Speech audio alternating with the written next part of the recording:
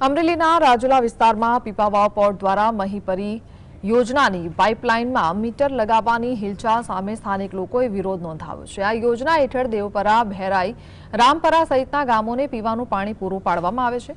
પીપાવાવ પોર્ટે આ ગામોને દત્તક લીધા હોવા છતાં પાઇપલાઇનમાં મીટર લગાવવાના નિર્ણયથી લોકોમાં રોષ ફેલાયો છે।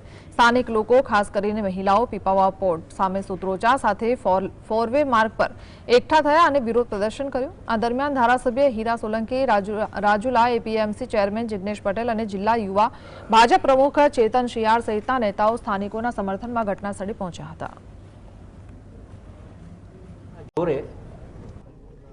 આ લોકોનો એ પાઇપલાઇન લાઈન કાપી કાઢવા માટે આજે આવવાના હતા, પણ તંત્ર જાગૃત થઈ અને એને ધ્યાન પર મૂક્યું છે કે આ કોઈ પાઇપલાઇન કપાશે નહીં જ્યાં સુધી તમે પાણીનો ટાંકો અહીંયા બનાવી ન દો અને પાણીની સુવિધા, કેમ કે આ ગામ પાછા કંપનીની જવાબદારીમાં આવે છે। આ કંપનીએ આ ગામ દત્તક લીધેલા છે, એની પહેલાં પ્રાયોરિટી આપે છે, બનતી હોય છે, તો છતાં પણ એના જોરે આવા ઘણા બધા પ્રશ્નો મારા સમક્ષ રજૂ થયા છે ને આજે તો આવેદનપત્ર ગામ ભેરાઈ અને રામપરા ગામે આપી છે।